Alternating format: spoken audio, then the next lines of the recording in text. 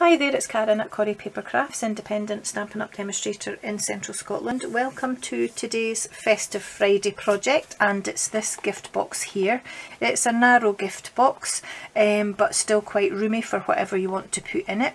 And the finished dimensions of this box, including the lid, so I'm giving you the finished dimensions from the lid rather than the box, that is 5 by 1.5 by 4 3/4 inches, or in centimetres that's 12.7 by 3.8 by 12.1.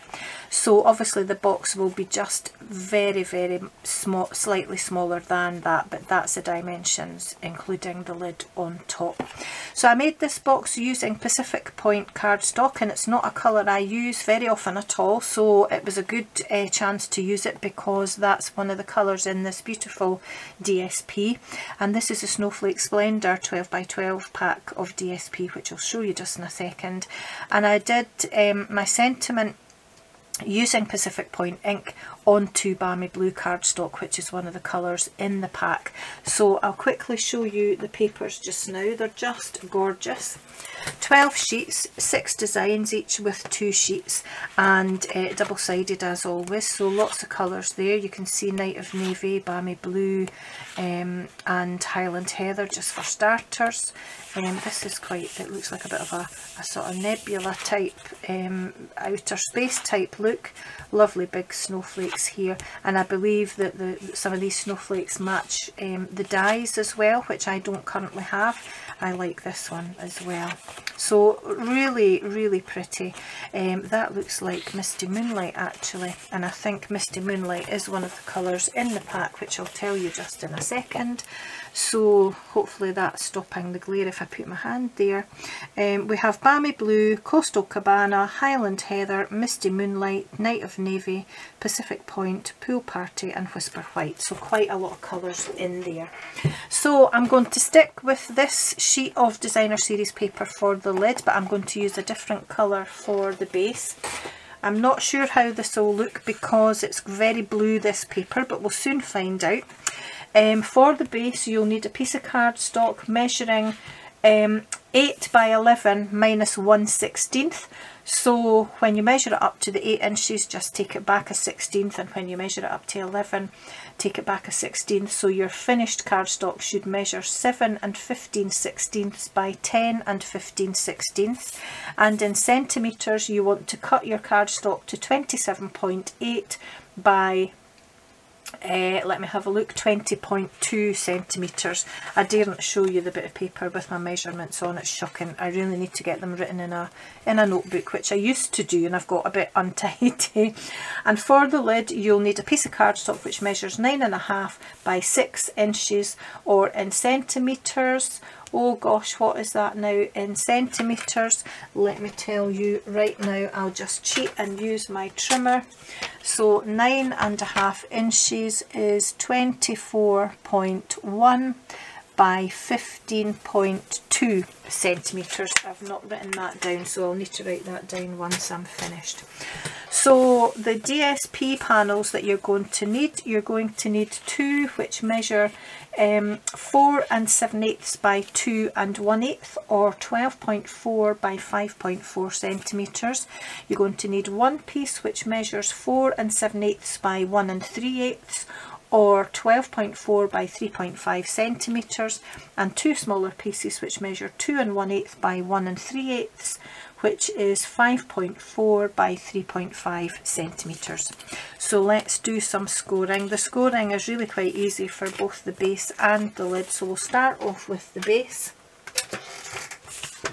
Oops a daisy, and bump the tripod as I always do, apologies for that. So on the long side you're going to score at 4 3/4 inches on both sides. So score it and then turn it round and score at 4 3/4 again. And on the short side score at 1.5 inches on both sides. So score it and turn it round and score it again.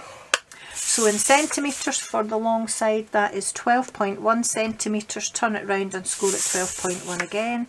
And on the short side, that's 3.8 centimetres, and again turn it round and score at 3.8 again. And for the lid, the scoring is really quite easy. You're going to score at 2¼ inches on all 4 sides. And in centimetres, that is 5.7 centimetres on all 4 sides, and that's all the scoring done. So we'll get rid of the scoreboard, hopefully without knocking the tripod this time. I'm going to fold and burnish on all our score lines. So we'll just do both pieces. Fast forward this part if you wish.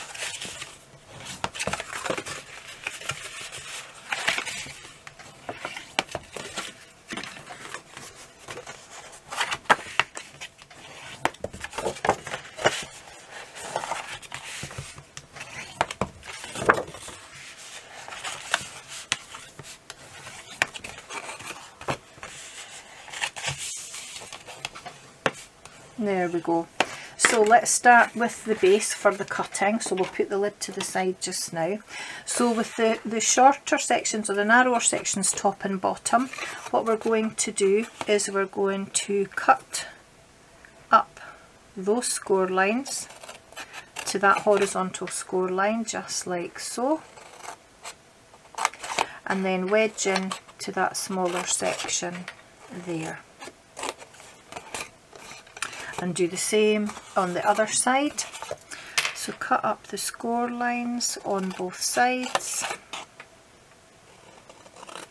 I do apologise for any shadows, but the weather just is not nice today, and I don't think it's going to get much lighter than this. It's already mid-morning and it's like early evening. It's definitely autumn. And I'm just going to snip that little bit there. And we'll do the cutting for the lid at the same time. So we're going to cut up these lines here. So cut up the score lines, and we're going to do something just a little bit different with the lid. Turn it round and do exactly the same on the other side, and then we need to do a little bit of trimming. Oh, I think I'll cut that just a little bit straighter though. That wasn't very straight at all. I'm catching that bit underneath, but that's okay because we're going to cut bits of that off anyway, just as well. So again, cut up the score line like so, just to that horizontal line there. Okay, and I could have cut that a bit straighter as well, but never mind. So I need to grab my trimmer just for a second to cut the lid, and I'll show you why. Because to get this neat finish here, this flap came down to the outside of these flaps here, but as you can see, they are much wider than this section here. So what I'm going to do is fold this out of the way, and I'm going to line this edge up here with the 1/2 inch mark here, which is the second line along on my trimmer. So just like so, doesn't have to be exact, and just cut those pieces off. And I'm going to do the same on the other side. Make sure it's flat at the top and just beyond that 1/2 inch mark. It doesn't have to be perfect because they're not going to be seen on the outside of the box anyway. But it just saves me not cutting straight with my scissors. Okay, so that's what you're going to be left with, and these flaps here are going to join onto the inside of the lid, and that part coming down there just makes sure we've got a much neater finish there. So all that's left to do is just grab my scissors and wedge either side like so on all 4 pieces. So just a little wedge either side like so.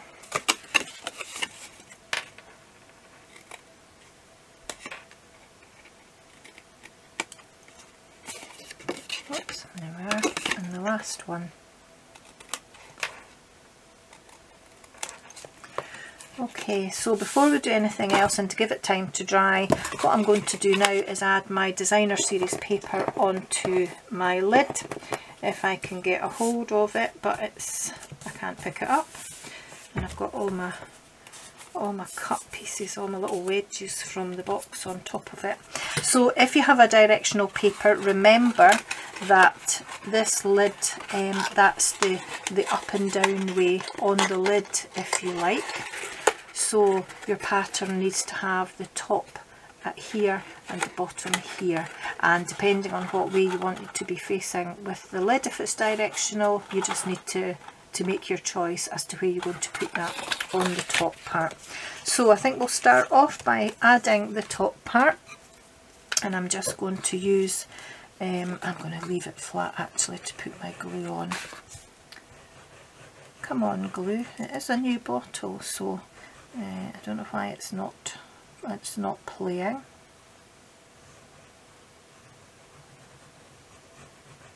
There we go. So just centre that on here. I'm not sure how this is going to look. This is Highland Heather cardstock. I'm not sure if I said that or not. I apologise if I didn't. So I don't know how it's going to look with this being quite blue, this paper, but we'll find out. Remember, it's a new bottle of glue, Karen, which you're not doing. So one piece on here, just with an even border around the outside, so about there, methinks. There, just make sure you get those edges pressed down. And this piece on the other side. You can fast forward through this bit instead of sitting watching me sticking paper on. I'm sure you know how to do that by now. Otherwise you've just got to put up with my chat really. So again, popping that on here with an even border around the outside, so about there, like so.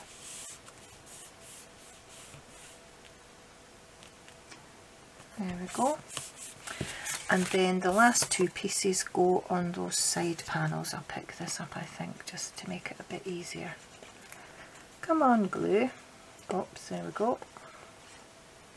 Don't want that squishing out though. Just get into those corners. Doesn't really matter what way around that goes. So again, even border round the outside, like so. And the last piece, you'll be glad to hear,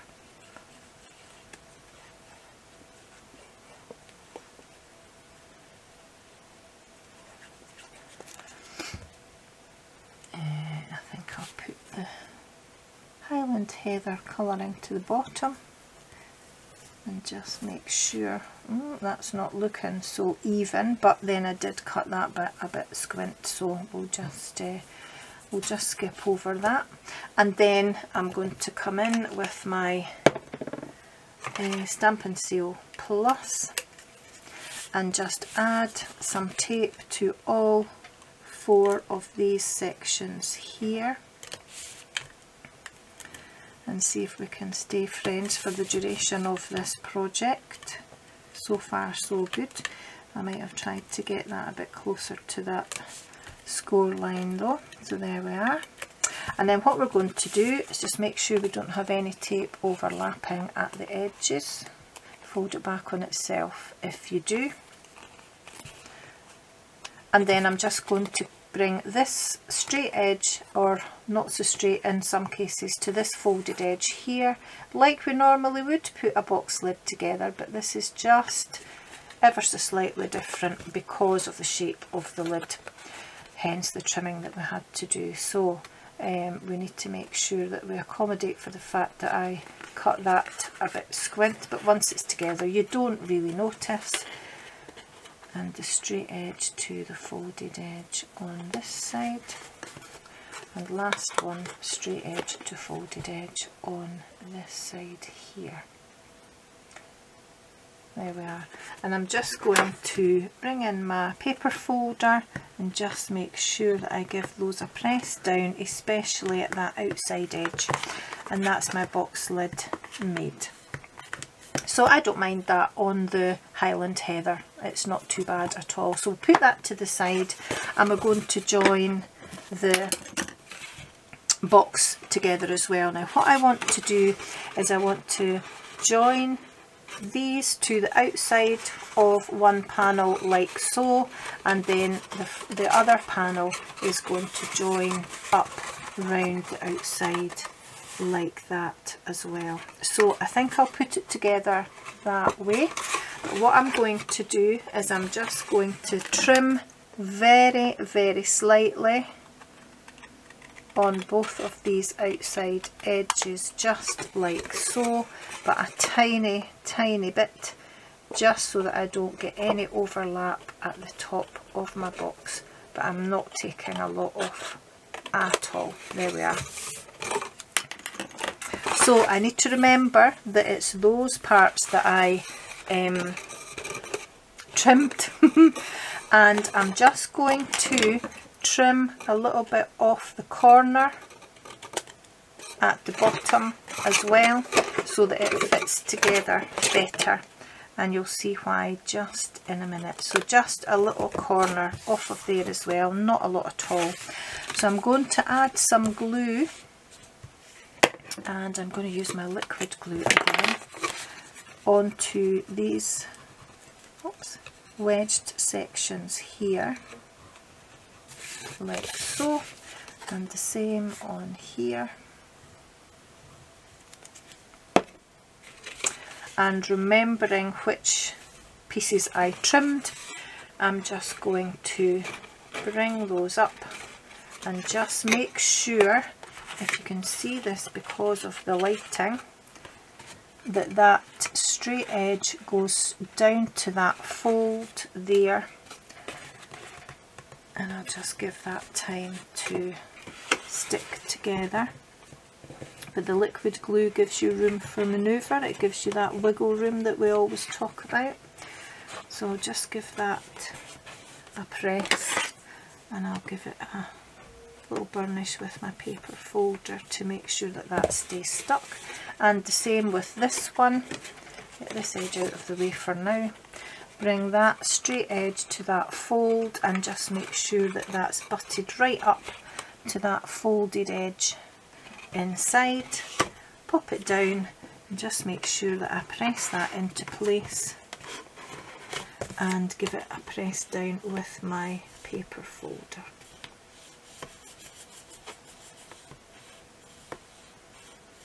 Now before I put the other section over, as you can probably see here, there's just a little bit here which might be a little bit tricky.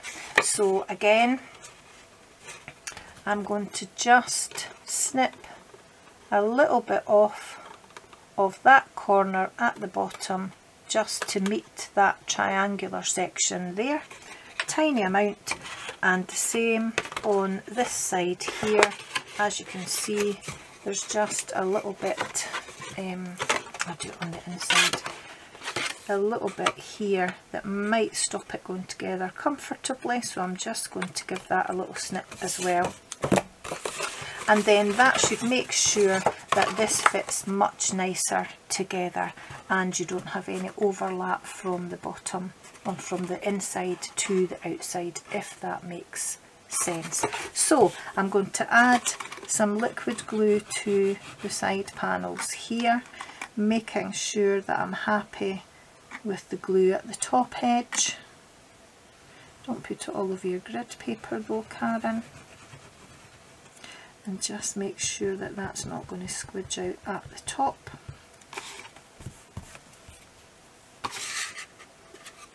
and bring that over to meet this edge here, like so,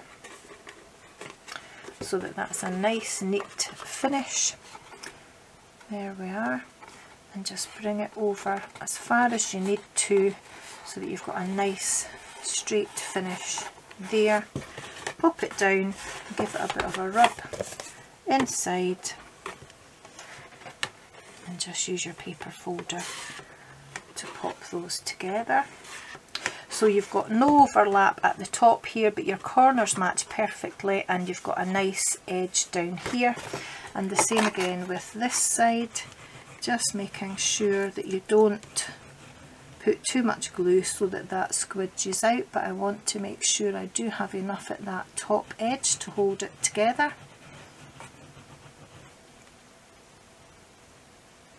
And I don't want to have that squishing out.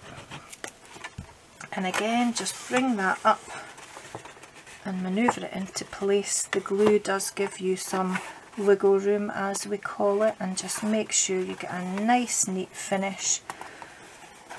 Just takes a few seconds for that to adhere, so we'll pop that down flat on the desk and give it a rub with your paper folder. There we are. And again, making sure that we've got a nice neat finish at the top, and I have managed to bend that corner because I pressed a bit too hard on it. If you do get a little bit of an overlap, don't worry too much about it, or if it annoys you, you can trim it. But that's the base made, and that's the lid made. So the moment of truth is when you try and fit the lid onto the box. Perfect. You want to hear that sound so that you know that it's not too loose. So I've already stamped ahead of time my greeting onto a piece of purple posy cardstock. I had the balmy blue for the lighter colour on this box, and I want the purple posy just to offset that blue but not be the same as the base of my box, and I'm actually quite liking that. I do like it. So the stamp set that I used was the Everything Essential Cling stamp set, and I used this stamp here, and I stamped it using my Highland Heather ink as well, and I've done that ahead of time. What I cut it out with was my Old Faithful Stitched Shapes framelits, and it was the second largest circle, so this one here, and that gives you that nice stitched edge around it. So what I'm going to do is I want to stick this to the lid but overlap it onto the base, but obviously I only want to put dimensionals onto that top half because I want this bottom half not to be stuck to anything, otherwise the lid won't come off my box. And I'm going to grab my dimensionals, which are lurking around underneath something else, I think. What have I done with them? Here they are. So I'm going to add 3 dimensionals, 1, 2, 3, making sure that I just put them on the top. In fact, I might do 4, so I'll have 1 there, 1 there, 1 there, with the backing already trying to come off, and pop another one just there. Take the backings off. Oops. And just place that where I want it, kind of halfway, about there, and just make sure that those dimensionals aren't overlapping the edge of the lid, which they're not, only just though, so be careful where you put them, and that lets the box come off, the lid come off of the box without your greeting sticking. So then all that's left is to add a piece of this beautiful, beautiful sheer ribbon, or the sparkly ribbon, I think. What is it called now? Let me see. It's the Snowflake Splendour ribbon. It's 1/4 inch thick, but very sparkly and very iridescent. So I'm going to just make sure that I cut off enough to come up and round the edges of my box and tie in a bow at the top. So I'm just measuring that by eye, and I'm going to cut it off about there, and then just keeping that in place. It is quite a stiff ribbon, as I said, so just make sure that you pull it tight but not too tight, because you don't want any sort of gaps or gaping at the bottom. You want it to stay nice and tight. When I tied this one, as you can see, it's a little bit loose here, but I think it came loose when I was actually, oops, tying my knot. So I'm going to try and hold this just a little bit tighter. Not sure if I will manage, but we'll see. So try and hold that tight. Sort my loops like so, bring that through here and tie it, just grab it and tie it tight before it has time to unravel. So there we are. I am really happy with that bow, so I'm not going to mess about with it at all.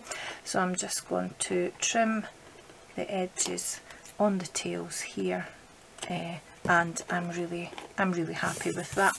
And that's my box made. So thanks for sticking with me. A slightly longer video today. I'm just going to no, I thought that was a bit overlapping, but it's not. It's where I squished the bottom of it, but I'm not going to worry too much about it. I do quite like the Highland Heather with that bluey paper. I wasn't sure how that was going to look, but I am really happy with it, and I just love the ribbon. What I haven't done is, I wonder if anybody noticed, is put my gems on. So it's the blue adhesive backed gems. They are iridescent as well, so you do get a hint of the Highland Heather, if you can see that. And I'm just going to add some onto the bottom of my box for a bit of sparkle. So I'm going to pop 3 along that bottom edge, I think, just like so, if that's straight. Hope so. Oopsie daisy. And a third one about there, I think. There we are. And then I just added a couple of the smaller ones to the centre of a couple of the snowflakes on the paper.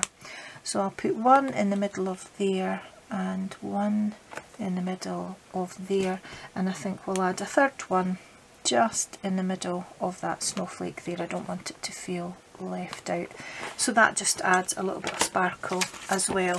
So those are part of the Snowflake Splendour suite as well. So that's my box finished. I'm really quite pleased with those. I really do like them. So that's another festive project for today. Thanks for watching.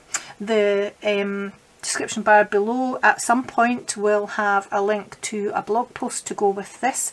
If you like this project and you've not already subscribed to my channel, then it would be lovely if you would subscribe and press the little bell icon as well to be notified of any other videos that I post when I post them. And if you liked it, a thumbs up would be very much appreciated as well. So I hope you like those, and I hope you do go and make your own, and I'd love to see them if you do. So thanks for watching, and I'll see you again very soon. Take care. Bye bye.